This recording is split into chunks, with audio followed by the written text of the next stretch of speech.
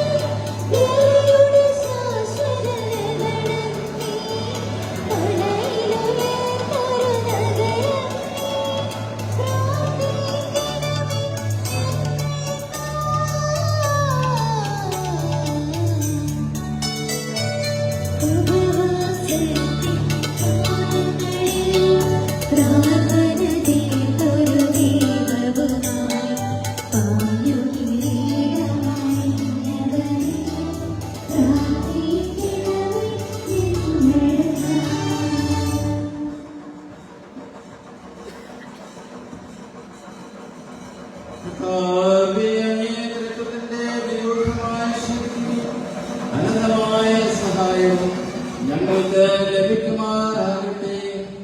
പരിശുദ്ധ കന്യാമറിയത്തിന്റെ അപേക്ഷയുമായ പിതാവിന്റെയും വിശുദ്ധ സ്നേഹന്മാരുടെയും പ്രത്യേകമായ വിശുദ്ധ സെബസ്ത്യാനോസിന്റെയും മധ്യസ്ഥതയും ഞങ്ങളെ സഹായിക്കുമാറാകട്ടെ. ഈ തിരുക്കർമ്മങ്ങളിൽ സംബന്ധിക്കുന്ന എല്ലാവരെയും സമർത്ഥമായി അനുഗ്രഹിക്കണമേ, ഇപ്പോഴും എപ്പോഴും എന്നേക്കും.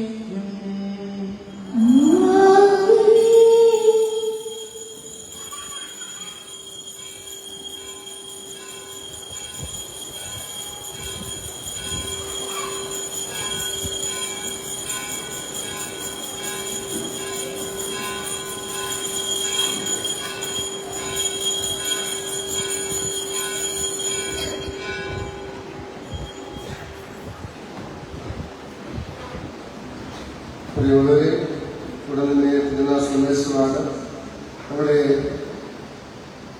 ശ്രീയുടെ ഏറ്റവും പ്രധാനപ്പെട്ട സെബസ്ത്യാനോസിന്റെ തിരുനാളനുസരിച്ച് നടത്തപ്പെടുന്ന കഴിഞ്ഞ പ്രദർശനം ഏറ്റവും മനോഹരമായി നമ്മുടെ എല്ലാ ദർശനങ്ങളിലും എത്തിച്ചേർന്നു. അത് നേതൃത്വം നൽകിയ ഏറ്റവും സ്നേഹത്തോടെ നന്ദിയുടെ ഓർക്കുകയാണ്. കപ്പയുടെ നിന്നും പ്രദർശനയിച്ച നന്ദികൾ നോക്കുന്നു. ആ ഭാഗത്തു നിന്നുള്ള പ്രദർശനം സെന്റ് ജോസഫ് സംബന്ധിച്ച സെന്റ് സാമ്പത്തിക വളരെ മനോഹരമായി പ്രദർശനം പ്രദർശനമെത്തി. അവിടെ തന്നെ കപ്പടി വിശ്വടിയിൽ നിന്നുള്ള പ്രദർശനം നയിച്ചത് ജോർജ് കണക്ഷനാണ്. അച്ഛൻ്റെ നേതൃത്വത്തിലാണ് അവിടുന്ന് സെന്റ് ജൂഡിന്റെയും നെൽമോൻ സ്വാമിയുടെയും ഉണ്ണീശ്വരുടെയും വിശുദ്ധ സെന്റ് ജോർജിന്റെയും ദുർബലമായിട്ടുള്ള പ്രദർശനം ചേർന്നത് അവരെ ഏറ്റവും നന്ദിയോടെ ഓർക്കുകയാണ്. അവിടെ തന്നെ തൊട്ടിങ്കര വിശ്വടിയിൽ നിന്നും ഉള്ള പ്രദർശനം നയിച്ചത് നമ്മുടെ കുടങ്ങാപ്പള്ളിയിലെ അസിസ്റ്റന്റ് വികാരി മൈക്കിൾ ചാത്തമംഗലത്തിനാണ്. അച്ഛനെയും ഏറ്റവും സ്നേഹത്തോടെ നമ്മൾ ഓർക്കുന്നു. അവിടുന്ന് സെന്റ് മേരീസിന്റെയും സെന്റ് തോമസിന്റെയും രൂപത വെച്ചുകൊണ്ടുള്ള പ്രദർശനമാണ് നമ്മുടെ ദേവാലയത്തിൽ ചേർന്നത്. അവരെ ഏറ്റവും നന്ദിയോടെ ഓർക്കുകയാണ്. അവിടെ തന്നെ ഇവിടുന്ന് പ്രദർശനമാരുടെ സന്ദേശനാണ് നമ്മുടെ പ്രധാന പള്ളിയിൽ നിന്നുള്ള പ്രദർശനം നന്ദി ഓർക്കുന്നു. നമുക്കിവിടെ തന്നെ ഇതിനുള്ള സന്ദേശം ഡോക്ടർ പുലിയൻ മറ്റു ദർശനാണ്. പക്ഷേ ഈ കോളേജിന്റെ പ്രിൻസിപ്പളായിരുന്നു. അവിടെ തന്നെ യേശുവിന്റെ യുവജനങ്ങളെ ആത്മീയതയിലേക്ക് നയിക്കുവാനാണ് കൗൺസിലും മിനിസ്ട്രിയുമായി ബന്ധപ്പെട്ടത്. അവിടെ തന്നെ വലിയ ധ്യാനികളുണ്ട്. അങ്ങനെ പ്രഗത്ഭനായ ഒരു ആത്മീയം എഴുത്തുകാരനും അവിടെ തന്നെ ആത്മീയ നേതൃത്വം നൽകുവാൻ യുവജനങ്ങളെ ആത്മീയതയിലേക്ക് പിടിച്ച് ചേർക്കുവാനായിട്ട് പ്രിയർ എപ്പോഴും ശ്രമിച്ചുകൊണ്ടിരിക്കുകയാണ്. അദ്ദേഹം ഇപ്പോൾ ചോദിച്ചിരിക്കുന്ന കോളേജിലെ സ്പിരിച്വൽ ഡയറക്ടറായിട്ട് ശരിയാണ്. പക്ഷേ ഏറ്റവും സ്നേഹത്തോടെ സന്തോഷത്തോടെ എന്റെ ഈ കൂട്ടായ്മയിലേക്ക് ഞാൻ സ്വാഗതം ചെയ്യുന്നു.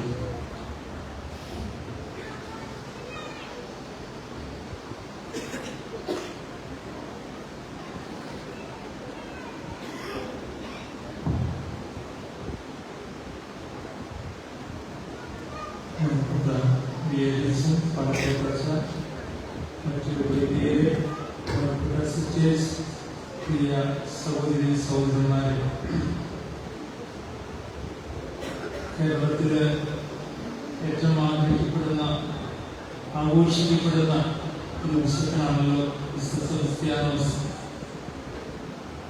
ചരിത്രവും പാരമ്പര്യവും അനുസരിച്ച് 3-ാം നൂറ്റാണ്ടിൽ ഡയക്ലീഷ്യൻ റോമൻ ചക്രവർത്തിയുടെ കാലത്ത് വിശ്വാസത്തിനു വേണ്ടി സ്വന്തം ജീവൻ ത്യജിച്ച, വിരോചിതമായ ജീവിതം നയിച്ച, രക്തസാക്ഷിയായിട്ട് മരിച്ച സെബസ്ത്യാനോസിനെ നമ്മൾ ഓർക്കുന്നു.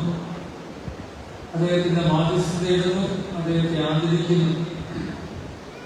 നമുക്കറിയാം, ശിരസായ ക്രിസ്തുവിന്റെ ശരീരമാകുന്ന സഭയിലെ അംഗങ്ങളാണ് മൗത്ത് പ്രാപിച്ച വിശുദ്ധരും, അതുപോലെ തന്നെ മാമോദീസ സ്വീകരിച്ച നമ്മളെല്ലാവരും ഒരേ ശരീരത്തിലെ അവയവങ്ങളാണ്. ഒരു ശരീരത്തിലെ ഒരവയവത്തിന്റെ വിജയവും മഹത്വവും നേട്ടവും എല്ലാം ശരീരത്തിന്റെ മുഴുവൻ നേട്ടത്തിനും വിജയത്തിനും അഭിമാനത്തിനും വക നൽകുന്നുണ്ട്.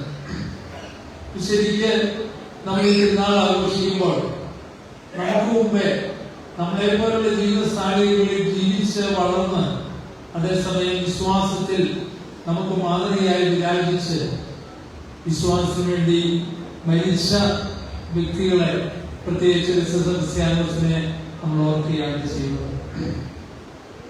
തിരുനാൾ ആഘോഷങ്ങളുടെ മധ്യത്തിൽ പ്രത്യേകിച്ച് കണ്ണഞ്ചിപ്പിക്കുന്ന ദീപാലങ്കാരങ്ങളുടെയും പാട്ടുമേളങ്ങളുടെയും പ്രദർശന ഘോഷയാത്രകളുടെ എല്ലാം മധ്യത്തിൽ ഒരുപക്ഷെ നമ്മൾ മറന്നുപോകുന്ന ഒത്തിരി കാര്യങ്ങളുണ്ട്. നമ്മുടെ ജീവിക്കുന്ന ഈ സമൂഹത്തില് വിശ്വാസം ഒത്തിരിയധികം ചോദ്യം ചെയ്യപ്പെടുന്ന, അല്ലെങ്കിൽ വിശ്വാസം തകർച്ചകളെ നേരിടുന്ന ഒരു കാലഘട്ടത്തിലാണ് നമ്മൾ ജീവിക്കുന്നത് എന്ന് ഓർക്കേണ്ടതുണ്ട്. ഇന്ന് ഏറ്റവും അധികം തകർച്ച നേരിടുന്ന ഒരു വ്യവസ്ഥിതി അല്ലെങ്കിൽ ഒരു സംവിധാനം കുടുംബമാണ്. നമുക്കറിയാം, വിശുദ്ധരും മഹാന്മാരും എല്ലാം കടന്നു വരുന്നത് കുടുംബങ്ങളിൽ നിന്നാണ്. അതുപോലെ തന്നെ കുറ്റവാളികളും സാമൂഹിക വിരുദ്ധരും എല്ലാം കടന്നു വരുന്നത് കുടുംബങ്ങളിൽ നിന്നാണ്. ഇന്ന് നമ്മുടെ സമൂഹത്തില് കൊട്ടാര സമാനങ്ങളായ വീടുകള്, അതുപോലെ തന്നെ കനത്ത ശമ്പളമുള്ള വ്യക്തികള്, ആഡംബര കാറുകള്, വിദേശത്ത് ജോലിയുള്ള മക്കള്, ഇങ്ങനെ എല്ലാ സംവിധാനങ്ങളുമുള്ള ഒരു വ്യവസ്ഥിതി നമ്മുടെ ചുറ്റുമുണ്ട്. എന്നാൽ ഇന്ന് അനേകം ഭവനങ്ങള് വെറും കെട്ടിടങ്ങളായി മാറിയിരിക്കുകയാണ്. കുടുംബങ്ങൾ ക്ഷയിച്ചുകൊണ്ടിരിക്കുന്ന ഒരവസ്ഥയിലാണ് നമ്മൾ ജീവിക്കുന്നത് എന്നുള്ള കാര്യം ഓർക്കേണ്ടതുണ്ട്. നമുക്കറിയാം, സാറിന് പറയാറുണ്ട്, money can buy house but not home. പണം കൊണ്ട് വീട് ഉണ്ടാക്കാം, വീട് വാങ്ങിക്കാം, പക്ഷെ കുടുംബം ഉണ്ടാകണമെന്നില്ല. വീടെന്ന് പറയുന്നത് ഒരു ഫിസിക്കൽ സ്ട്രക്ചറാണ്, ഭാഗികമായ സംവിധാനമാണ്. കല്ലും സിമെന്റും മറ്റുണ്ടെങ്കിൽ ഒരു വീടുണ്ടാക്കാൻ സാധിക്കും. എന്നാൽ കുടുംബം എന്ന് പറയുന്നത് ഒരു പരിതോവസ്ഥയാണ്, ഒരു സിറ്റുവേഷനാണ്. അവിടെ സന്തോഷം, സമാധാനം, സുസ്ഥിതി, സുരക്ഷിതബോധം, സംതൃപ്തി എല്ലാം കടന്നു വരുമ്പോഴാണ് കുടുംബം ഉണ്ടാകുന്നത്. സങ്കീർത്തനം 77:10 നമ്മൾ ഇങ്ങനെ വായിക്കുന്നുണ്ട്, അത്യുന്നതന്റെ ശക്തിയെ പ്രകടമാകാത്തതാണ് എന്റെ ദുഃഖത്തിന് കാരണമെന്ന് ഞാൻ തിരിച്ചറിഞ്ഞു. സങ്കീർത്തകൻ പറയുകയാണ്, അത്യുന്നതന്റെ ശക്തി എന്നിൽ പ്രകടമാകാത്തതാണ് എന്റെ ദുഃഖത്തിന്, ദുരിതങ്ങൾക്ക് കാരണമെന്ന് ഞാൻ തിരിച്ചറിയുകയാണ്. നമ്മുടെ ഇന്നത്തെ കുടുംബങ്ങളെ കുറിച്ച് ഒരുപക്ഷെ ഇത് പറയാൻ കഴിയും. ഇന്നത്തെ കുടുംബങ്ങളുടെ തകർച്ചകളുടെ, അസ്വസ്ഥതകളുടെ, അനിശ്ചിതബോധത്തിന്റെ, അരാജകത്വത്തിന്റെ പിന്നിൽ തീർച്ചയായിട്ടും അത്യുന്നതന്റെ ശക്തി, ദൈവത്തിന്റെ ശക്തി പ്രകടമായി ഭാഗ്യമായിട്ട് അല്ലെങ്കിൽ പ്രായോഗികമായിട്ട് അനുഭവപ്പെടാത്തതല്ലേ എന്ന് നാം ചിന്തിക്കേണ്ടതുണ്ട്. നമ്മൾ സങ്കീർത്തനത്തിൽ വായിക്കുന്നുണ്ട്, സങ്കീർത്തനം 127:1, കർത്താവ് ഭവനം പണിയുന്നില്ലെങ്കിൽ പണിക്കാരുടെ അധ്വാനം നിഷ്ഫലമാണ്. കർത്താവ് നായകൻ കാട്ടുന്നില്ലെങ്കിൽ കാവൽക്കാരുടെ ഉറക്കൊഴിവും വ്യർത്ഥമാണ്. കർത്താവ് നമ്മുടെ ജീവിതമാകുന്ന ഭവനത്തെ പണിയുന്നുണ്ടോ എന്നാണ് നമ്മൾ ചോദിക്കേണ്ട ഒരു ചോദ്യം. യെശയ്യാ പ്രവാചകന്റെ പുസ്തകം 55:1 പ്രവാചകനിലൂടെ ദൈവം മനുഷ്യനെ വിളിക്കുകയാണ്. ദാഹാർത്തരെ നിങ്ങൾ ജലാശയത്തിലേക്ക് വരിക, വീഞ്ഞും പാലും സൗജന്യമായി വന്ന് വാങ്ങിക്കൊള്ളുക. സംതൃപ്തിക്ക് വേണ്ടി അല്ലാതെ ഇതിന് അധ്വാനിക്കുന്നു. രാപകൽ അധ്വാനിച്ചിട്ട്, അതുപോലെ തന്നെ കഷ്ടപ്പെട്ടിട്ട്, നെട്ടോട്ടം ഓടിയിട്ട് സംതൃപ്തിയും സമാധാനവും സുസ്ഥിതിയും സുരക്ഷിതബോധവും അനുഭവിക്കാൻ കഴിയുന്നില്ലെങ്കിൽ ജീവിതത്തിന്റെ അർത്ഥം എന്താണ് എന്ന് ചിന്തിക്കേണ്ടതുണ്ട്. നമുക്കറിയാം, സെബസ്ത്യാനോസ് ജീവിതത്തിൽ വിശ്വാസത്തിൽ വളർന്ന, വിശ്വാസത്തിന് വേണ്ടി ജീവിച്ച് മരിച്ചുവെങ്കിൽ അദ്ദേഹം നിത്യതയെ നോക്കി ജീവിച്ച വ്യക്തിയാണ്. സ്വർഗമായിരുന്നു ജീവിതത്തിന്റെ മാനദണ്ഡമായിട്ട് അദ്ദേഹം കണ്ടിരുന്നത്. പൗലോസ് 2 കൊരിന്ത്യർ 4:18 പറയുന്നുണ്ട്, ഞങ്ങളുടെ ക്ലേശങ്ങൾ നിസ്സാരവും ക്ഷണികവുമാണ്, എന്നാൽ അവയുടെ ഫലമോ അനുഭവമായ മഹത്വം. ദൃശ്യങ്ങളല്ല ഞങ്ങളുടെ ലക്ഷ്യം. ദൃശ്യങ്ങൾ നശ്വരങ്ങളാണ്, എന്നാൽ ഞങ്ങളുടെ ലക്ഷ്യം അദൃശ്യങ്ങളാണ്. അദൃശ്യങ്ങൾ നശ്വരങ്ങളാണ്. കാണപ്പെടുന്നതിനപ്പുറം കാണാനുള്ള കഴിവാണല്ലോ വിശ്വാസം. കാണപ്പെടുന്ന യാഥാർത്ഥ്യങ്ങൾക്ക് അപ്പുറത്ത്, കാണപ്പെടുന്ന സൗന്ദര്യത്തിനും പണത്തിനും പ്രതാപത്തിനും സൗന്ദര്യത്തിനും എല്ലാം അപ്പുറത്ത് നിതാന്തമായി നിരന്തരമായി നിലകൊള്ളുന്ന നിത്യ സൗഭാഗ്യത്തെ നോക്കിക്കാണുവാനുള്ള കാഴ്ചപ്പാട് സെബസ്ത്യാനോസിനെ പോലുള്ള വിശുദ്ധന്മാർക്ക് ഉണ്ടായിരുന്നു എന്നുള്ളതാണ് നമ്മൾ ചിന്തിക്കേണ്ട ഒരു കാര്യം. നമുക്കറിയാം, ഇന്ന് മനുഷ്യനെ ഭരിക്കുന്നത് ഭൗതികതയാണ്, പ്രത്യേകിച്ച് പണമാണ്. പണം കൊണ്ട് സുരക്ഷിതബോധം ഉണ്ടാകും, പണം കൊണ്ട് സംതൃപ്തി ഉണ്ടാകും, സ്വസ്ഥതയുണ്ടാകും, സമാധാനം ഉണ്ടാകും എന്ന് മനുഷ്യൻ തെറ്റിദ്ധരിച്ചിരിക്കുകയാണ്. ഞാൻ നോക്കിയാണ് ഒരു വീടിന്റെ കഥ. ആ വീട്ടില് ആ വീട്ടമ്മ നല്ല ജോലിയുള്ള ഗവൺമെന്റ് ഉദ്യോഗസ്ഥയായ വ്യക്തിയാണ്. പക്ഷെ പണമാണ് അവരുടെ ദൈവമായിട്ട് കണ്ടത്. അവര് വീട്ടിൽ വരുന്ന ജോലിക്കാർക്ക് പോലും ശരിക്ക് കൂലി കൊടുക്കില്ല. എല്ലാവരെയും പീഡിപ്പിക്കുന്ന ഒരു വ്യക്തിയായിട്ട്, പണത്തിന് വേണ്ടി എല്ലാവരും ഉപദ്രവിക്കുന്ന ഒരു വ്യക്തിയായിട്ട് ചിത്രീകരിക്കപ്പെട്ടു. അയൽവക്കക്കാരും ബന്ധുക്കളും എല്ലാം ഇവരെ കുറിച്ച് പറയാൻ തുടങ്ങി. പണത്തിന് വേണ്ടി ജീവിക്കുന്ന ഒരു വ്യക്തി. പക്ഷെ ഒടുവില് അവര് ക്യാൻസർ രോഗം പിടിപെട്ട് ഉണ്ടായിരുന്ന പണമെല്ലാം ഭർത്താവ് സ്ഥലം വരെ വീട്ടിലെ ചികിത്സിക്കേണ്ടി വന്നു. ഇപ്പോഴും വലിയ ചികിത്സയിലാണ്. പക്ഷെ എന്നിട്ടും അവരുടെ കുറവുകളെ കുറിച്ച് അവർക്ക് ചിന്തിക്കാൻ കഴിഞ്ഞോ? പണമല്ല ദൈവം. ഈ ലോകത്തിൽ അതിനപ്പുറത്തുള്ള യാഥാർത്ഥ്യങ്ങളുണ്ട്. ദൈവത്തിനാണ് ഒന്നാം സ്ഥാനം കൊടുക്കേണ്ടതെന്നുള്ള സത്യം അവര് തിരിച്ചറിഞ്ഞു എന്ന് സംശയമാണ്.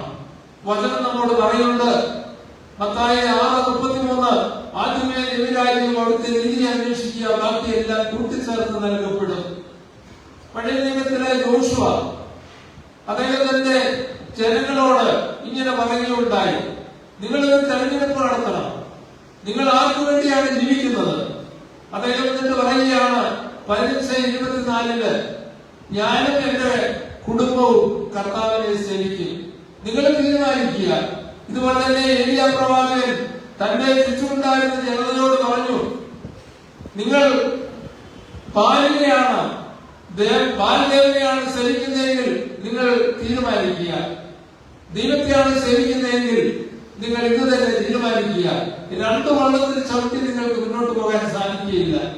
അതുകൊണ്ട് നമ്മുടെ ജീവിതത്തിൽ വളരെ വ്യക്തമായ സുദൃഢമായ ചില തീരുമാനങ്ങൾ എടുക്കേണ്ടതുണ്ട്. നമ്മുടെ പഴയ ജീവിതത്തിൽ ചില വ്യക്തമായ വെളിപ്പെടുത്തലുകൾ കാണുന്നുണ്ട്. 2 ദിനവൃത്താന്തം 7:14 ദൈവം തന്നെ ജനതയോട് പറയുകയാണ്, പറയുന്നു, എന്നെ അന്വേഷിക്കുന്ന എന്റെ ജനം, എന്റെ നാമം പേർന്ന എന്റെ ജനം എന്നെ അന്വേഷിക്കുകയും തങ്ങളെ തന്നെ എളിമപ്പെടുത്തി പ്രാർത്ഥിക്കുകയും ദുർമാർഗത്തിൽ നിന്ന് പിന്തിരിയുകയും ചെയ്താൽ 3 കാര്യങ്ങൾ ദൈവം തന്നെ ജനതയോട് ആവശ്യപ്പെടുകയാണ്. ഒന്ന്, എന്റെ നാമം പേർന്ന ജനം എന്നെ അന്വേഷിക്കണം എന്ന് പറഞ്ഞാൽ ജീവിതത്തിൽ 1-ാം സ്ഥാനം ദൈവത്തിന് കൊടുക്കണം. രണ്ടാമതായിട്ട് പറയുകയാണ് തങ്ങളെ തന്നെ എളിമപ്പെടുത്തി പ്രാർത്ഥിക്കണം. മൂന്നാമതായിട്ട് പറയുകയാണ് ദുർമാർഗത്തിൽ നിന്ന് പിന്തിരിയണം, പാപത്തിൽ നിന്ന് പിന്തിരിയണം. അങ്ങനെ ചെയ്താൽ ദൈവം ചെയ്യുന്ന 3 കാര്യങ്ങൾ പിന്നീട് പറയുകയാണ്. അവിടെ പറയുന്നു, ഞാൻ സ്വർഗത്തിൽ നിന്ന് അവരുടെ പ്രാർത്ഥന കേൾക്കുകയും അവരുടെ പാപങ്ങൾ ക്ഷമിക്കുകയും അവരുടെ ദേശം ഐശ്വര്യപൂർണമാക്കുകയും ചെയ്യും. അപ്പൊ ദൈവം നമ്മോട് ആവശ്യപ്പെടുന്ന 3 കാര്യങ്ങൾ ചെയ്താൽ എന്ന് പറഞ്ഞാൽ ജീവിതത്തിൽ ദൈവത്തിന് 1-ാം സ്ഥാനം കൊടുത്താൽ, തിന്മയുടെ വഴികളിൽ നിന്ന് മാറിപ്പോയാൽ, നമ്മളെ എളിമയോടെ ദൈവത്തിന്റെ നാമം വിളിച്ച് പ്രാർത്ഥിച്ചാൽ ദൈവം നമ്മുടെ പ്രാർത്ഥന കേൾക്കുകയും പാപങ്ങൾ ക്ഷമിക്കുകയും ഭൗതികമായ ഐശ്വര്യം പോലും ദൈവം നൽകും. ഇതാണ് ദൈവത്തിന്റെ വാഗ്ദാനം എന്ന് നമ്മൾ തിരിച്ചറിയേണ്ടതുണ്ട്. തോബിത്തിന്റെ പുസ്തകത്തില് തോബിത്തിനോട്, വൃദ്ധനായ, അന്ധനായ, ദരിദ്രനായ തോബിത്തിനോട് ദൈവം പറഞ്ഞു, നീ വിശ്വസ്തയോടെ ജീവിച്ചാൽ നിനക്ക് ഐശ്വര്യമുണ്ടാകും. ഈ സന്ദേശമാണ് അദ്ദേഹത്തിന്റെ മകന് കൊടുക്കുന്നത്. തോബിത്തിന്റെ പുസ്തകം 4:5 തന്റെ ഏകമകനെ വിളിച്ച് അടുത്ത് നിർത്തിക്കൊണ്ട്, തോബിയാസിനെ അടുത്ത് നിർത്തിക്കൊണ്ട് അദ്ദേഹം പറയുകയാണ്, മകനെ, ജീവിതകാലം മുഴുവൻ നിന്റെ ദൈവമായ കർത്താവിനെ ഓർക്കുക. ജീവിതകാലം മുഴുവൻ നിന്റെ ദൈവമായ കർത്താവിനെ ഓർക്കുക എന്ന് പറഞ്ഞാൽ ജീവിതത്തിൽ സർവപ്രധാനം ദൈവമാണ്. എന്നിട്ട് പറയുകയാണ്, ഒരിക്കലും പാപം ചെയ്യുക, അവിടുത്തെ കൽപ്പനകൾ ലഭിക്കുവരുത്. എന്നിട്ട് ആ അധ്യായത്തിന്റെ അവസാനം 21-ാമത്തെ വാക്യത്തിൽ പറയുകയാണ്, മകനെ, നമ്മൾ ദരിദ്രരായി തീർന്നതിൽ നിനക്ക് ആദ്യം വേണ്ട. നിനക്ക് ദൈവത്തോട് ഭക്തി ഉണ്ടായിരിക്കുകയും നീ ദൈവത്തിന്റെ വഴികളിലൂടെ നടക്കുകയും പാപം ചെയ്യാതെ ജീവിക്കുകയും ചെയ്താൽ നിനക്ക് ഐശ്വര്യം ഉണ്ടാകും. ഇതെല്ലാം അക്ഷരാർത്ഥത്തിൽ സംഭവിക്കുന്നത് തോബിയാസിന്റെ ജീവിത ചരിത്രത്തിൽ നമുക്ക് കാണാൻ കഴിയും. എന്ന് പറഞ്ഞാൽ ആദ്യമേ ദൈവരാജ്യവും അവിടുത്തെ നീതിയും അന്വേഷിച്ചാൽ ബാക്കി എല്ലാ കാര്യങ്ങളും ദൈവം കൂട്ടിച്ചേർത്ത് നൽകും എന്നുള്ള കാര്യം ഓർക്കേണ്ടതുണ്ട്. ഇതിനെല്ലാം വിപരീതമായ ചിത്രങ്ങൾ നമുക്ക് ഇന്ന് നമ്മുടെ സമൂഹത്തിൽ കാണാം. ഞാൻ നോക്കിയാണ് എനിക്ക് അറിയാവുന്ന ഒരു കുടുംബം. ആ കുടുംബത്തില് വളരെ കഷ്ടപ്പെട്ട് മക്കളെ വളർത്തി പരിപാലിച്ചു വന്നിരുന്ന ഒരു സ്ത്രീ. അവര് ആ മക്കളെയെല്ലാം നന്നായിട്ട് പഠിപ്പിച്ചു, മക്കളെ പഠിപ്പിച്ചു, കടം മേടിച്ചു. അങ്ങനെ ഒത്തിരി വിപരീതമായ സാഹചര്യങ്ങളിലൂടെ മക്കളെല്ലാം പഠിപ്പിച്ചുയർത്തി. മക്കളൊക്കെ വിദേശങ്ങളിലൊക്കെ എത്തിക്കഴിഞ്ഞപ്പോൾ ഈ അമ്മയ്ക്ക് ഒരു സ്ഥാനമില്ലാതായി തീർന്നിരിക്കുകയാണ്. ആ അമ്മ കുറച്ചുനാള് ഒരു വൃദ്ധമന്ദിരത്തിൽ പോയി താമസിച്ചു. ഒടുവിൽ നാട്ടുകാരൊക്കെ പറഞ്ഞ് പിന്നെ മക്കളൊക്കെ നാണക്കേടാണെന്ന് വിചാരിച്ച് തിരിച്ച് വീട്ടിൽ കൊണ്ടുവന്ന് ഇപ്പോൾ നിൽക്കുകയാണ്. അപ്പൊ ആ സ്ത്രീ എന്നോട് വേദനയോടെ പറഞ്ഞത്, എന്റെ അച്ഛ, ഞാൻ കഷ്ടപ്പെട്ട് പണമുണ്ടാക്കി എന്റെ മക്കളെയെല്ലാം പഠിപ്പിച്ചു. അവരെല്ലാം ഒരു നിലയിലെത്തിയപ്പോൾ അവർക്ക് എന്നെ വേണ്ട, അവർക്ക് പണം മതി. ഇവര് കടം മേടിച്ച പണം പോലും തിരികെ കൊടുക്കാൻ ഈ മക്കൾ തയ്യാറല്ല. അവര് വേറെ ഏതോ ലോകത്താണ് ജീവിക്കുന്നത്. അവര് ഈ ലോകത്തിന്റെ പ്രൗഢിയും പ്രതാപവും ഈ ലോകത്തിന്റെ സുസ്ഥിതിയും ഭൗതികമായ താല്പര്യങ്ങളും മാത്രമേ നോക്കുന്നുള്ളൂ. മറ്റ് യാതൊരു ദൈവികമായ ചിന്തയും ഇല്ല എന്ന് വേദനയോടെ ആ സ്ത്രീ പറഞ്ഞത് ഞാൻ ഓർക്കുകയാണ്. നമുക്കറിയാം, ഇതുപോലുള്ള അനേകം സംഭവങ്ങൾ നമ്മുടെ ചുറ്റുപാടിൽ കാണാറുണ്ട്. നമ്മള് കർത്താവായ ഈശോയുടെ ഒരു വെളിപ്പെടുത്തൽ കാണുന്നുണ്ട്. ആധുനിക സമൂഹത്തിന്റെ ഒരു ചിത്രം എന്താണെന്ന് കർത്താവായ ഈശോയുടെ വാക്കുകളിൽ തന്നെ നമുക്ക് കാണാൻ കഴിയും. ലൂക്കായുടെ സുവിശേഷം 21:34 നമ്മൾ വായിക്കുന്നു, സുഖലോലുപത, മദ്യാസക്തി, ജീവിത വ്യഗ്രത എന്നിവയാൽ നിങ്ങളുടെ മനസ്സ് ദുർബലമാകുകയും ആ ദിവസം ഒരു കെണി പോലെ നിങ്ങളുടെ മേൽ വന്നുപെടുകയും ചെയ്യാതിരിക്കാൻ വേണ്ടി നിങ്ങൾ ജാഗ്രതയോടെ പ്രാർത്ഥിക്കുക എന്നാണ് തിരുവചനം പറയുന്നത്. ആദ്യമായിട്ട് പറയുന്നത് എന്താണ്? സുഖലോലുപത. ഇന്ന് മനുഷ്യനെ കാർന്നു നിൽക്കുന്ന ഒന്ന് സുഖലോലുപതയാണ്. തിന്നുക, കുടിക്കുക, അർമാദിക്കുക, ജീവിതം അടിച്ചു പൊളിക്കുക. ആ തത്രപ്പാടിൽ ജീവിതത്തിൽ നഷ്ടപ്പെടുന്നത് എന്തൊക്കെയാണെന്നോ തിരിച്ചറിയാൻ കഴിയുന്നില്ല എന്നുള്ളതാണ് ശ്രദ്ധേയമായ ഒരു കാര്യം.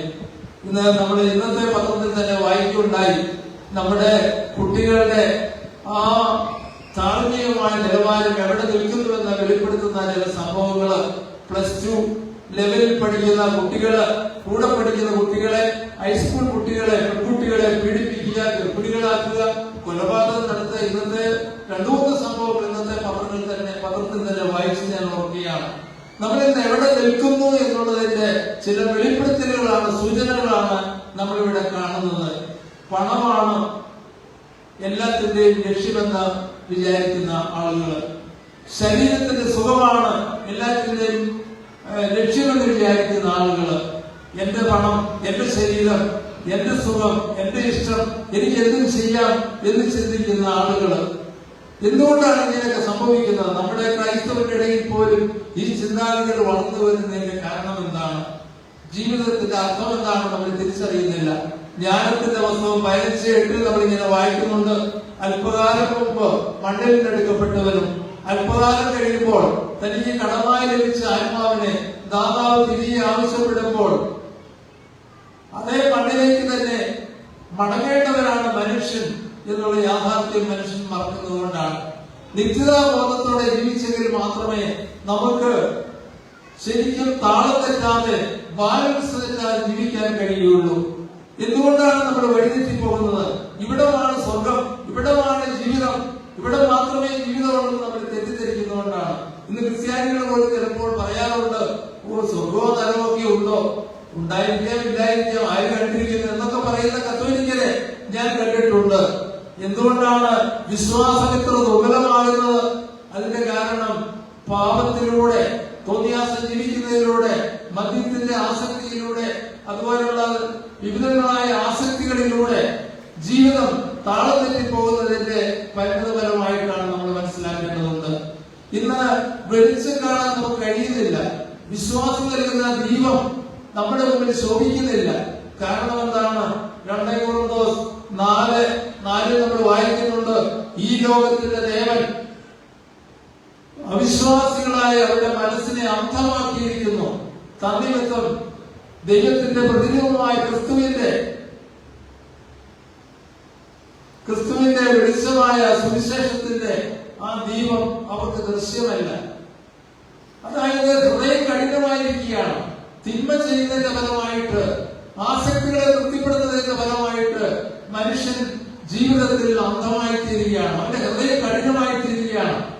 അതുകൊണ്ടാണ് പ്രഭാഷകന്റെ പുസ്തകം 6:2 നമ്മൾ വായിക്കുന്നത്, അഭിലാഷങ്ങൾ കടിപ്പെടരുത്, അനീകൃതമായ ആസക്തികൾ കടിപ്പെടരുത് എന്ന് തിരുവചനം പറയുകയാണ്.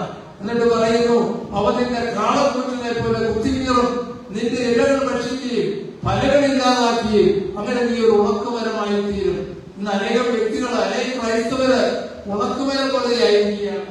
എന്ന് പറഞ്ഞാൽ ഫലം പുറപ്പെടുവിക്കാൻ കഴിയുന്നില്ല, അവർക്ക് ജീവിതത്തിൽ അർത്ഥവത്തായിട്ടൊന്നും ചെയ്യാൻ പറ്റുന്നില്ല, അവർക്ക് തന്നെ ഒരു ബാധ്യതയായി തീർന്നിരിക്കുകയാണ്. അങ്ങനെ വരുന്നതിന്റെ പ്രധാന കാരണം ആസക്തികളുടെ പിന്നാലെ പോകുന്ന അവസ്ഥ കൊണ്ടാണ്. നമുക്കറിയാം, ഇന്ന് അനേകം ആളുകള് അടിമത്തത്തിലാണ്. മൊബൈലിന്റെ അടിമത്തത്തില്, സോഷ്യൽ മീഡിയയുടെ അടിമത്തത്തില്, അതുപോലെ തന്നെ ഫോണോഗ്രാഫിയുടെ അടിമത്തത്തില്, ആസക്തികളുടെ അടിമത്തത്തില്, മദ്യത്തിന്റെ അടിമത്തത്തില് ആസക്തികൾ അവരെ വരിഞ്ഞു മുറുക്കുകയാണ് എന്നുള്ള കാര്യം നമ്മൾ ഓർക്കേണ്ടതാണ്. ഈ ആസക്തികളെല്ലാം മനുഷ്യനെ എത്തിക്കുന്നത് എങ്ങോട്ടാണ്? അടിമത്തത്തിലേക്കും നിത്യമായ നാശത്തിലേക്കുമാണ് എന്ന് ചിന്തിക്കുവാൻ പലപ്പോഴും നമുക്ക് കഴിയുന്നില്ല. അതുപോലെ തന്നെ അവിടെ പറയുന്നത് സുഖലോലുപത, മദ്യാസക്ത, ജീവിത വ്യഗ്രത, കാലുവരുന്ന നായരെ പോലെ മനുഷ്യൻ ഓടുകയാണ്. എങ്ങോട്ടാണെന്ന് അവരതിനെ അറിഞ്ഞുകൂടാ.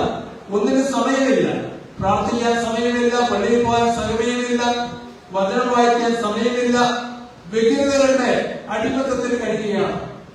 കർത്താവായ യേശു ഭർത്താവിന്റെ വീട്ടിൽ പ്രവേശിച്ചപ്പോൾ ചോദിച്ചു, ഭർത്താവ്, നീ അനേക കാര്യങ്ങളെ കുറിച്ച് ഉത്കണ്ഠാകലയും അസ്വസ്ഥയുമാണ്, എന്നാൽ ഒരു കാര്യമേ ആവശ്യമുള്ളൂ, അത് നല്ല ഭാഗം വായിച്ച് തെരഞ്ഞെടുത്തിരിക്കുന്നു.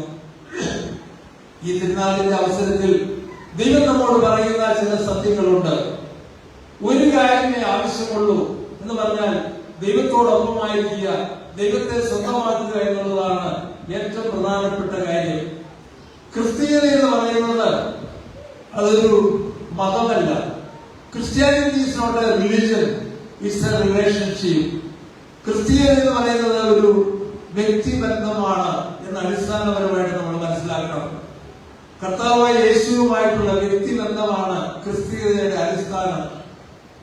ബെനഡിക്ട് 16 മാർപ്പാപ്പ അതുകൊണ്ടാണ് പറഞ്ഞത്, the happiness you are seeking, the happiness you have a right to enjoy has a name and a face, that is Jesus of Nazareth.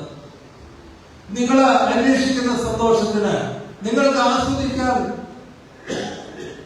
അവകാശമുള്ള സന്തോഷത്തിന് ഒരു പേരുണ്ട്, ഒരു മുഖമുണ്ട്. അത് യേശുക്രിസ്തുവാണ്. നസറത്തിലെ യേശുക്രിസ്തുവാണ് എന്ന് പറഞ്ഞാൽ സന്തോഷവും സമാധാനവും എല്ലാം ഒരു വ്യക്തിയാണ്. എഫേസ്യസ് 2:14 നമ്മൾ വായിക്കുന്നുണ്ട്, യേശുക്രിസ്തുവാണ് നിങ്ങളുടെ സമാധാനം, യേശുക്രിസ്തുവാണ് നിങ്ങളുടെ സന്തോഷം. ഈ ഒരു അവസ്ഥയിലേക്ക് നമുക്ക് കടന്നു വരാൻ കഴിയുന്നില്ലെങ്കിൽ, നമ്മുടെ വിവേകങ്ങൾക്ക് അങ്ങനെ ചിന്തിക്കാൻ കഴിയുന്നില്ലെങ്കിൽ, തീർച്ചയായിട്ടും നമ്മുടെ ജീവിതത്തിന്റെ അടിത്തറ തെറ്റി എന്ന് നമ്മൾ മനസ്സിലാക്കേണ്ടതുണ്ട്. ഞാൻ പറഞ്ഞാണ് ഒരു കുടുംബത്തിന്റെ യുവാവിന്റെ അവസ്ഥ. എനിക്ക് വളരെ അടുത്തറിയാവുന്ന ഒരു യുവാവാണ്. 25 വയസ്സുണ്ട്. ആ മകന് ഒന്നിനും വിശ്വാസമില്ല. ക്രിസ്തീയ കുടുംബത്തിലാണ് ജനിച്ചത്, ക്രിസ്തീയ മാതാപിതാക്കളിലാണ് ജനിച്ചത്. പക്ഷേ ദൈവത്തിന് വിശ്വാസമില്ല, ആരെയും വിശ്വാസമില്ല, എല്ലാവരോടും വെറുപ്പാണ്. നാം എടുത്തു കഴിഞ്ഞാൽ കലിപ്പിന്റെ, വെറുപ്പിന്റെ, കോപാഗ്നി ജ്വലിക്കുന്ന വാക്കുകളെ പറയാറുള്ളൂ. അദ്ദേഹത്തിന്റെ ചരിത്രം പരിശോധിച്ചപ്പോൾ എനിക്ക് മനസ്സിലായ ഒരു കാര്യം, അദ്ദേഹത്തിന്റെ അമ്മൻ കല്യാണം കഴിച്ചത് മാനസിക രോഗമുള്ള ഒരു സ്ത്രീയാണ്. മാനസിക രോഗമുണ്ടെന്ന് അറിഞ്ഞില്ല. മാനസിക രോഗമുള്ള ഒരു സ്ത്രീയെ അത് പറയാതെ അപ്പനെ കൊണ്ട് കല്യാണം കഴിപ്പിച്ചതാണ്. ഇതറിഞ്ഞ നാൾ മുതൽ ഭാര്യയോട് ഭയങ്കര വെറുപ്പാണ്. വെറുപ്പെന്ന് മാത്രമല്ല, ഭാര്യയെ പീഡിപ്പിക്കുകയും ഭാര്യയെ ഉപദ്രവിക്കുകയും എല്ലാം ചെയ്യും. അങ്ങനെ വെറുപ്പിന്റെ, ഭയങ്കരമായ കോപത്തിന്റെ, ശത്രുതയുടെ പശ്ചാത്തലത്തിലാണ് ഈ മകൻ ജനിച്ചത്. അങ്ങനെ ക്രിസ്തീയ കുടുംബത്തിലാണ് ജനിച്ചതെങ്കിലും വെറുപ്പിന്റെ, ശത്രുതയുടെ, ഭിന്നതയുടെ ആ പശ്ചാത്തലത്തിൽ ജനിച്ച കുഞ്ഞ് ദൈവം വേണ്ട, മാതാപിതാക്കൾ വേണ്ട, അപ്പനെ കൊല്ലണമെന്ന് വരെ ചിന്തിക്കുന്ന ഒരു മകനെയാണ് ജനിപ്പിക്കാൻ കഴിഞ്ഞത് എന്നുള്ളത് എത്രയോ സങ്കടകരമായ കാര്യമാണ്. ഇതൊരു കുടുംബത്തിലെ കാര്യം മാത്രമല്ല, അനേക കുടുംബങ്ങളിൽ ഇന്ന് സംഭവിക്കുന്നുണ്ട്. നല്ല കുഞ്ഞുങ്ങളും നല്ല തലമുറകളും നല്ല കുടുംബങ്ങളിൽ രൂപപ്പെടണമെങ്കിൽ കുഞ്ഞുങ്ങൾ ജനിക്കുന്ന നിമിഷങ്ങൾ മുതൽ തന്നെ പരിശുദ്ധമായിരിക്കണം എന്നുള്ളത് ഒരു സത്യമാണ്. അതുകൊണ്ട് ആസക്തികളിലും അതുപോലെ തന്നെ മദ്യത്തിന്റെ ലഹരിയിലും വെറുപ്പിന്റെയും വിദ്വേഷത്തിന്റെയും പശ്ചാത്തലത്തിലാണ് കുഞ്ഞുങ്ങൾ ജനിക്കുന്നതെങ്കിൽ ആ കുഞ്ഞുങ്ങൾ വളർന്നു വന്നു കഴിഞ്ഞാൽ അവർക്ക് തന്നെ അവർ ഭാരമായി തീരും. അതുപോലെ തന്നെ സാമൂഹിക ദ്രോഹികളും കുറ്റവാളികളും ഒക്കെ ആയിത്തീരും. ശരിക്കും കുഞ്ഞുങ്ങളെ ജനിക്കുന്നത് മഹാന്മാരെയും വിശുദ്ധരുമായിട്ടാണ്. കാരണം ജനിക്കുന്ന നിമിഷം തന്നെ ഒരു കുഞ്ഞിന്റെ ഭാവി എന്താണെന്ന് നിർണ്ണയിക്കപ്പെടുകയാണ്. അതുകൊണ്ടാണ് തോബിയാസ് കല്യാണം കഴിച്ച് കല്യാണത്തിന്റെ ആദ്യ രാത്രിയിൽ തന്നെ ഭാര്യയോടൊപ്പം പ്രാർത്ഥിക്കുമ്പോൾ ഇങ്ങനെ പ്രാർത്ഥിക്കുന്നത്, ദൈവമേ, ഞാനിവിടെ സ്വീകരിക്കുന്നത് ജടികമായ അഭിലാഷത്താലല്ല, നിഷ്കളങ്കമായ പ്രേമത്താലാണ്. പ്രാർത്ഥനയിലാണ് കുഞ്ഞുങ്ങൾക്ക് ജന്മം കൊടുക്കുന്നത്. തോബിയാസും അതുപോലെ തന്നെ ഭാര്യ സാറായി. അങ്ങനെയാണ് ക്രിസ്തീയ കുടുംബങ്ങളിൽ രൂപപ്പെടേണ്ടത് എന്നുള്ള സത്യം നമ്മൾ ഓർക്കേണ്ടതാണ്. ഇന്ന് കുടുംബങ്ങള് വ്യതിചലനത്തിലേക്ക്, വിശ്വാസത്യാഗത്തിലേക്കൊക്കെ പോകുന്നുണ്ടെങ്കിൽ അതിന്റെ പ്രധാനമായ കാരണം കർത്താവായ യേശുവുമായിട്ട് ഒരു വ്യക്തിപരമായ ബന്ധമില്ലാത്തതാണ് എന്ന് ഞാൻ സൂചിപ്പിക്കുകയുണ്ടായല്ലോ. ഞാൻ പറയുന്ന ഒരു പ്രധാനപ്പെട്ട ഒരു കാര്യം, കർത്താവായ ഈശോയുമായിട്ട് വ്യക്തിപരമായ ബന്ധമില്ലെങ്കിൽ മറ്റു ബന്ധങ്ങളിലേക്ക് നമ്മുടെ വിവേചനങ്ങളൊക്കെ കടന്നു പോകാൻ ഇടയാകുന്നു. ഒരു പെൺകുട്ടി അക്രൈസ്തവനായ ഒരാളുടെ പിന്നാലെ പോയി കല്യാണം കഴിച്ചാൽ, അല്ലെങ്കിൽ വിചാരിതമായിട്ട് വിവാഹബന്ധത്തിൽ ഏർപ്പെട്ടാൽ നമ്മൾ പലപ്പോഴും പറയാറുണ്ട്, ആ ചെറുക്കൻ അല്ലെങ്കിൽ ആ പെണ്ണ് എന്റെ മകനെ എന്റെ മകളെ പരിരക്ഷിച്ചെന്ന് പറയാറുണ്ട്. എന്നാൽ ഈ വ്യക്തിയുമായിട്ടുള്ള ബന്ധത്തിൽ ഏർപ്പെടുന്നതിന് മുമ്പ് എന്റെ മകനല്ലേ എന്റെ മകള് കർത്താവായ ഈശോയുമായിട്ടുള്ള ബന്ധത്തിന് വളരാൻ കഴിയാതെ പോയ അവസ്ഥയിലായിരുന്നു എന്നുള്ള സത്യം അവർ ഓർക്കുന്നില്ല. കർത്താവായ ഈശോയുമായിട്ട് വ്യക്തിബന്ധമുള്ള ഒരു വ്യക്തിക്ക് ഇങ്ങനെ തെറ്റായ ബന്ധങ്ങളിലേക്ക് ഒരിക്കലും പോകാൻ കഴിയില്ല. ഒരിക്കല് ബന്ധപുസ്തകാരനായ കത്തോലിക്കനായ ഒരാളെ വെല്ലുവിളിച്ചുകൊണ്ട് പറഞ്ഞു, എടോ കത്തോലിക്ക, നിങ്ങളുടെ മക്കള് തെറ്റായ ബന്ധങ്ങളിലേക്ക്, തെറ്റായ വിവാഹ ബന്ധങ്ങളിലേക്കൊക്കെ പോകുന്നതിന്റെ പ്രധാന കാരണം എന്താണ്? ഞങ്ങളുടെ കുട്ടികൾ ആരെങ്കിലും അതിൽ പോകുന്നതായിട്ട് ചൂണ്ടിക്കാണിക്കാമോ? എന്നിട്ട് അയാൾ പറഞ്ഞു, ഞങ്ങളുടെ കുട്ടികള് ഒരു 10-12 ക്ലാസ് ആകുമ്പോഴേക്കും അവർ ബൈബിൾ മുഴുവൻ വായിക്കും. ദൈവത്തിന്റെ വചനം അറിയാവുന്നതുകൊണ്ട് അവർക്ക് തെറ്റും ശരിയും തിരിച്ചറിയാൻ കഴിയുന്നു. അവര് തെറ്റായ ബന്ധങ്ങളിലേക്കും തെറ്റായ വിവാഹ വഴികളിലേക്കും പോകാറില്ല. ഇത് എത്രയോ ശരിയായ ഒരു കാര്യമാണ്. നമ്മുടെ കുഞ്ഞുങ്ങളെ വഴിതെറ്റിപ്പാനുള്ള ഒരു പ്രധാന കാരണം ദൈവത്തിന്റെ വചനം അറിയാത്തതുകൊണ്ടാണ്. മർക്കോസ് 12:24 നമ്മൾ വായിക്കുന്നുണ്ട്, കർത്താവായ യേശു തന്നെ പറഞ്ഞു, ദൈവത്തിന്റെ വചനമോ അവിടുത്തെ ശക്തിയോ അറിയാത്തതുകൊണ്ടല്ലേ നിങ്ങൾക്ക് തെറ്റുപറ്റുന്നത്. സങ്കീർത്തനം 119:11 സങ്കീർത്തനം തന്നെ ഇങ്ങനെ പ്രാർത്ഥിക്കുന്നുണ്ട്, കർത്താവെ, അങ്ങേക്കെതിരെ പാപം ചെയ്യാതിരിക്കാനായി അങ്ങയുടെ വചനം ഞാൻ ഹൃദയത്തിൽ സൂക്ഷിക്കുന്നു. അപ്പോൾ ഹൃദയത്തിൽ ദൈവത്തിന്റെ വചനം സൂക്ഷിക്കുന്നവർക്ക് വഴിതെറ്റി പോകാൻ സാധിക്കുകയില്ല. ദൈവത്തിന്റെ ഭരണം ആ വ്യക്തിയിലും ആ വ്യക്തിയുടെ ജീവിതത്തിലും നിലനിൽക്കും എന്നതിൽ യാതൊരു സംശയമില്ല. ഞാനൊരു വ്യക്തിയുടെ ജീവിത സാക്ഷി ഓർക്കുകയാണ്. ഇപ്പോൾ എറണാകുളത്ത് ഇൻകം ടാക്സ് കമ്മീഷണറായിരിക്കുന്ന ഒരു റോയി ജോസ്. ഈ ചെറുപ്പക്കാരൻ 5 മക്കളുള്ള ഒരു വ്യക്തിയാണ്. വളരെ പ്രശസ്തനായ ഒരു ഗവൺമെന്റ് ഉദ്യോഗസ്ഥനാണ്, ഇൻകം ടാക്സ് കമ്മീഷണറാണ്. അദ്ദേഹത്തിന്റെ ജീവിതത്തിൽ അദ്ദേഹം തന്നെ സാക്ഷ്യപ്പെടുത്തിയ ഒരു കാര്യം ഇതാണ്. അദ്ദേഹം വർഷങ്ങൾക്ക് മുമ്പ് കോളേജിൽ പഠിക്കുന്ന സമയത്ത് കുളത്തുപേരിൽ പോയി ധ്യാനമെല്ലാം കൂടി കർത്താവായ ഈശോയുമായിട്ട് വ്യക്തിപരമായ ഒരു ബന്ധത്തിലേക്ക് കടന്നു വരാൻ കഴിഞ്ഞു. അതിന്റെ ഫലമായിട്ട് അദ്ദേഹം തീരുമാനം ഇതാണ്, ദൈവത്തിന് നിരക്കാത്ത ഒന്നും എന്റെ ജീവിതത്തിൽ ഉണ്ടാവില്ല. ദൈവത്തോട്, ദൈവത്തിന്റെ വചനത്തോട് ഞാൻ വിശ്വാസത്തോടെ ജീവിക്കും.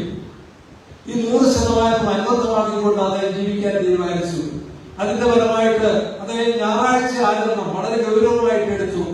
ഞായറാഴ്ച എന്ന് പറഞ്ഞാൽ ദേവാലയത്തിൽ പോവുക, പ്രാർത്ഥിക്കുക, ബലിയർപ്പിക്കുക, അതുപോലെ തന്നെ നല്ല കാര്യങ്ങൾ ചെയ്യുക, ബൈബിൾ വായിക്കുക, ഇങ്ങനെയുള്ള കാര്യങ്ങൾക്ക് വേണ്ടി മാത്രം വിനിയോഗിക്കാനുള്ള ഒരു ദിവസമായിട്ട് അദ്ദേഹം തിരഞ്ഞെടുത്തു. അങ്ങനെ അദ്ദേഹം പഠിക്കുന്ന കാലം മുതൽ അങ്ങനെ തീരുമാനിച്ചു.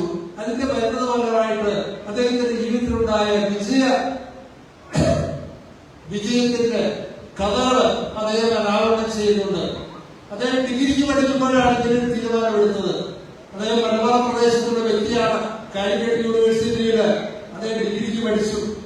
അപ്പോൾ ഡിഗ്രിക്ക് പഠിക്കുമ്പോഴും ഞായറാഴ്ച എന്ന് പറഞ്ഞാൽ പഠനമില്ല, പാഠ്യവിഷയങ്ങളൊന്നും പഠിക്കുകയില്ല. അന്ന് ബൈബിൾ വായിക്കാനുള്ള ദിവസമാണ്, ദേവാലയത്തിൽ ബലിയർപ്പിക്കാനുള്ള ദിവസമാണ്, നല്ല കാര്യങ്ങൾ മാത്രം ചെയ്യാനുള്ള ദിവസമാണ്. അന്ന് പഠനമോ മറ്റു കാര്യങ്ങളോ ഒന്നുമില്ല. അങ്ങനെ അദ്ദേഹം ഞായറാഴ്ച പഠിക്കാതെ ബാക്കി ദിവസങ്ങൾ മാത്രം പഠിച്ച് മുന്നോട്ട് പോയി.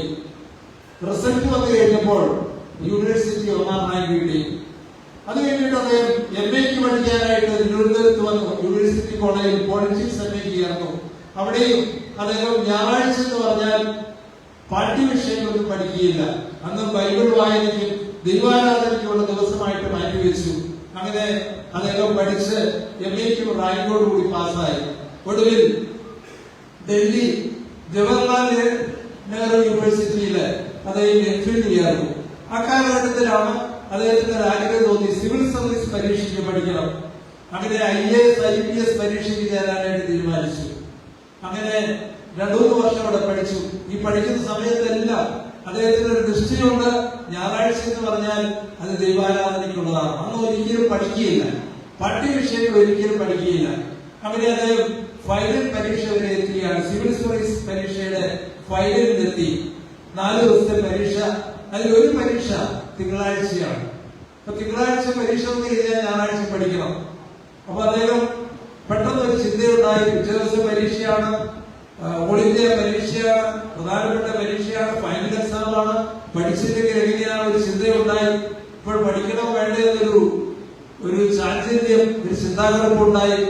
പക്ഷേ ഒടുവിൽ അദ്ദേഹം പഠിക്കേണ്ടെന്ന് തന്നെ തീരുമാനിച്ചു. കൂട്ടുകാരൊക്കെ പറഞ്ഞു, you are either A fanatic or A fool, നീ ഒരു പ്രാന്തനാണ് അല്ലെങ്കിൽ ഒരു വിഡ്ഢിയാണ്. ഒടുവിൽ അദ്ദേഹം വിഡ്ഢിയാകാൻ തീരുമാനിച്ചു കർത്താവിനെ പ്രതി. അദ്ദേഹം ഞായറാഴ്ച ഒരു വിഷയം സംബന്ധിച്ച് അല്ലെങ്കിൽ പരീക്ഷ സംബന്ധിച്ച് ഒരു കാര്യം പഠിച്ചില്ല. അദ്ദേഹം ദൈവത്തിൽ ആശ്രയിച്ചുകൊണ്ട് പ്രാർത്ഥനയോടെ പോയി പരീക്ഷ എഴുതു.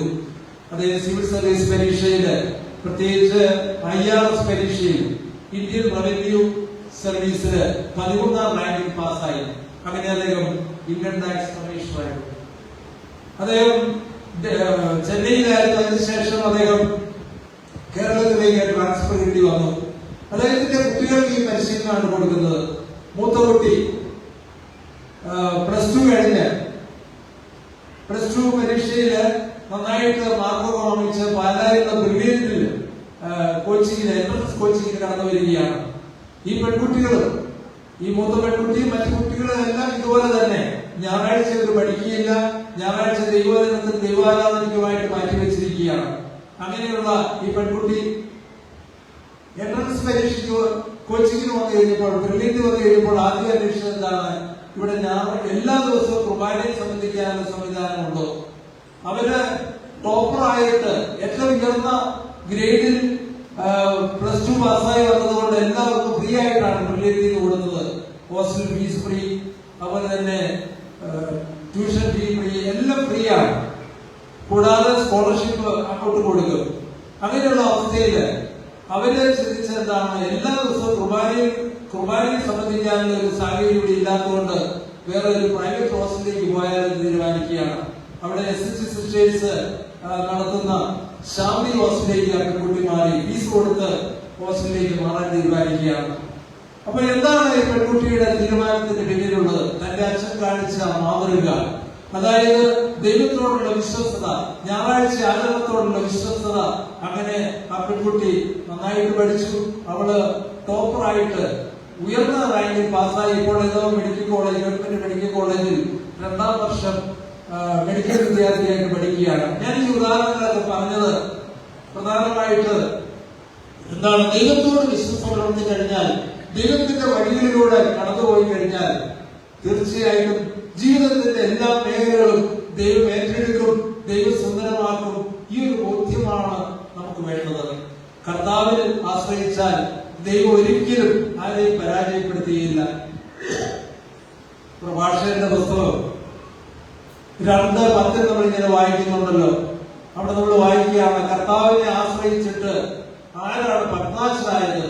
കർത്താവിന്റെ ഭക്തരിൽ ആരാണ് പരിത്യക്തരായത്? കർത്താവിനെ വിളിച്ചപേക്ഷിച്ചിട്ട് ആരാണ് അവഗണിക്കപ്പെട്ടത്? കർത്താവ് ആർദ്ര ഹൃദയനും കരുണാമയനുമാണ്. അവിടുത്തെ കക്ഷതയുടെ നിരങ്ങളിൽ രക്ഷയ്ക്കെത്തുകയും പാപങ്ങൾ ക്ഷമിക്കുകയും ചെയ്യുന്നു.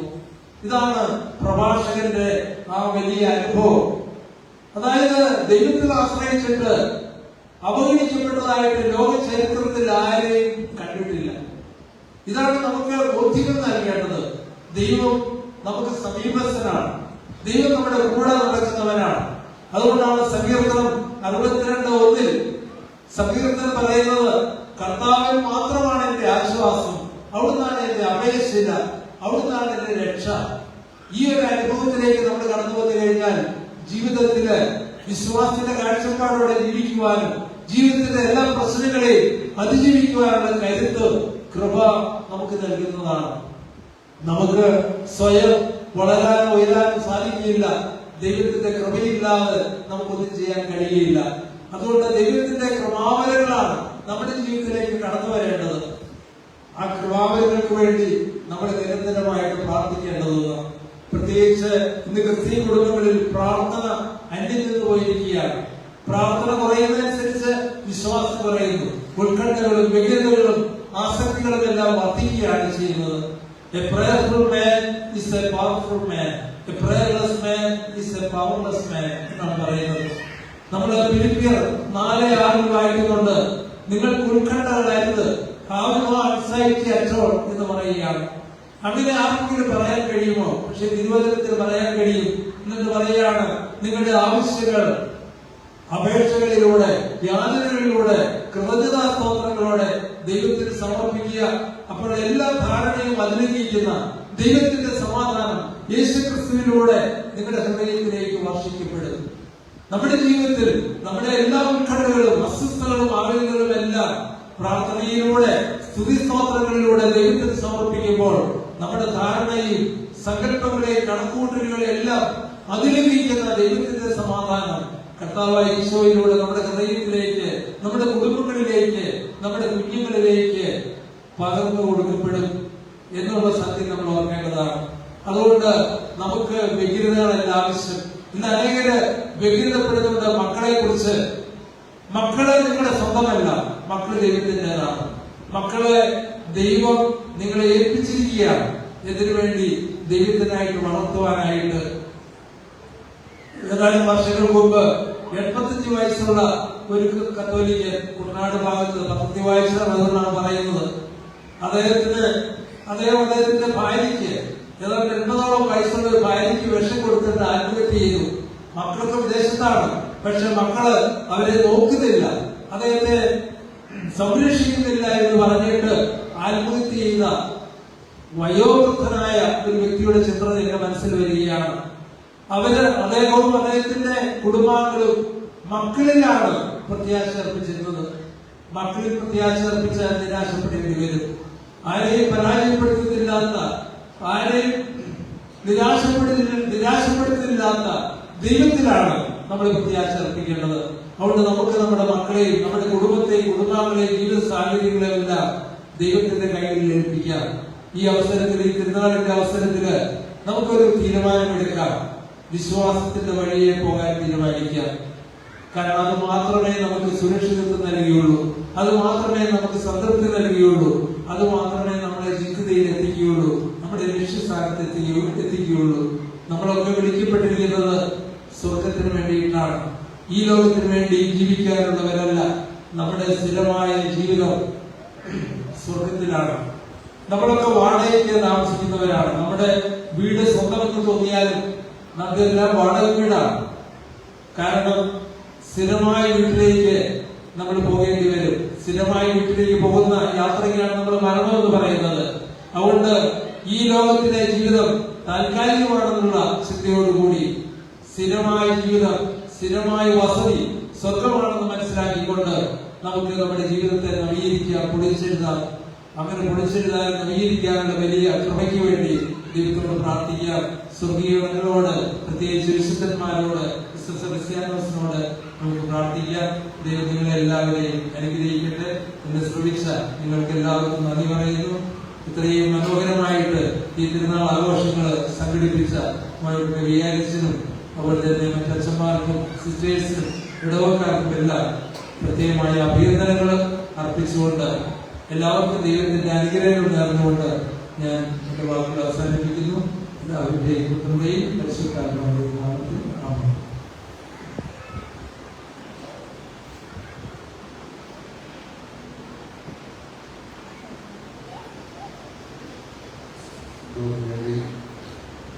വചനാധിഷ്ഠിതമായ നല്ലൊരു സന്ദേശം നൽകിയ വിശുദ്ധമായ ആശീർവാദമാണ്. ആശീർവാദത്തിന് ശേഷം 20 മിനിറ്റ് ആകാശസ്ഥയോട് ആസ്വദിച്ച് പ്രതിനിധികളുണ്ട്. അതിനിടയ്ക്ക് ആകാശസ്ഥത്തിന് ശേഷം ചന്ദ്രക്കാരുടെ കാര്യങ്ങളാണ് ആസ്വദിച്ച് നാളെ രാവിലെ 6 മണിക്ക് 7 മണിക്ക് വിശുദ്ധമാരുണ്ട്. പ്രധാനം 2 3 മണിക്ക് പ്രധാനമാണ്. അതിനുശേഷമാണ് ആഘോഷമായിട്ടുള്ള പ്രശ്നവും പരിപാടികൾ എല്ലാവരും ആശംസിക്കുന്നു. നമ്മുടെ തന്നെ വിശുദ്ധമായ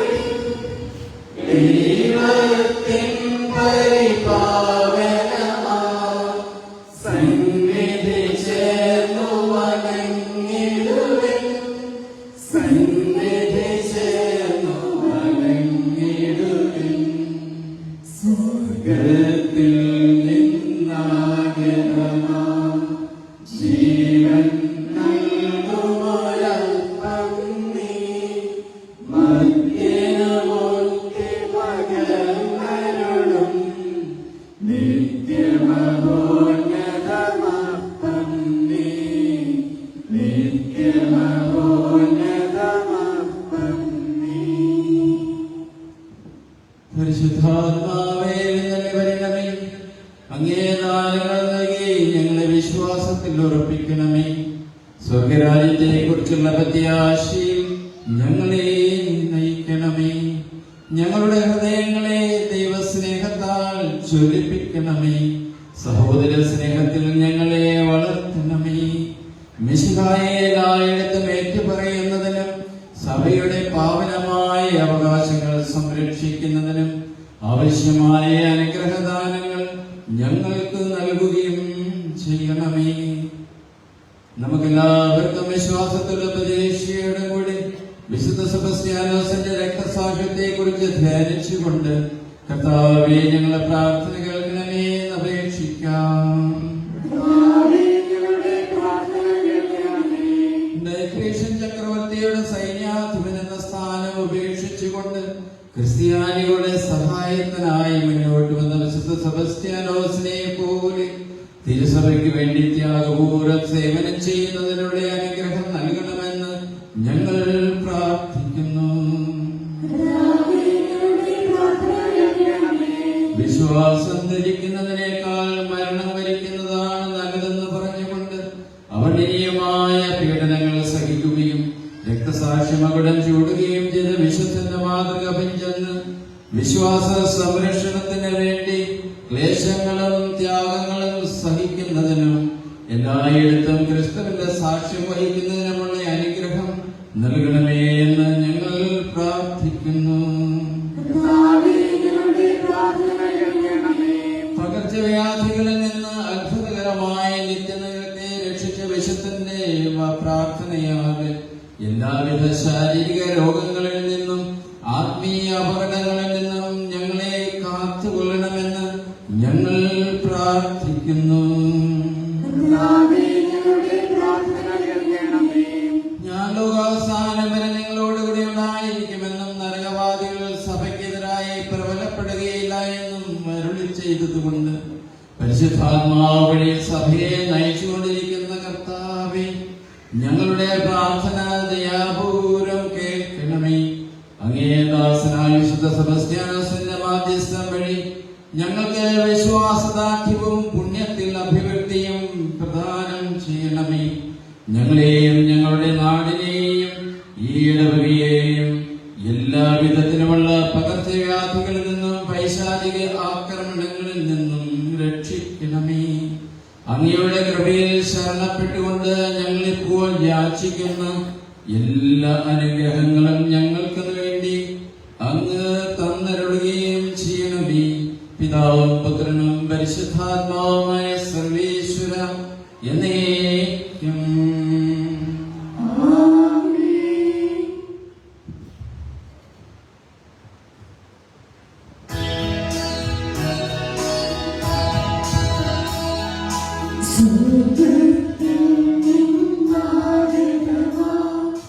ജീവൻ നൽകും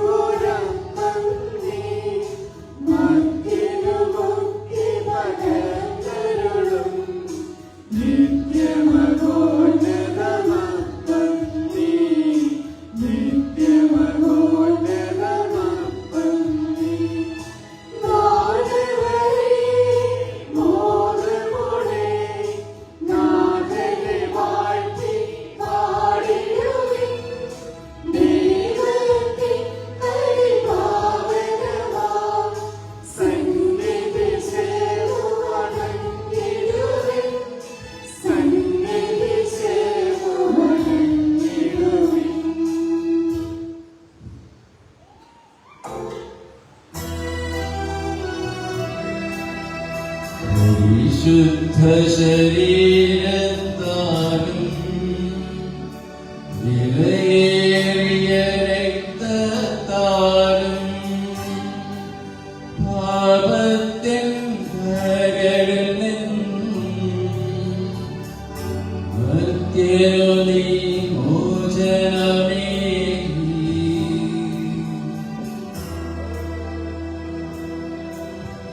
സകല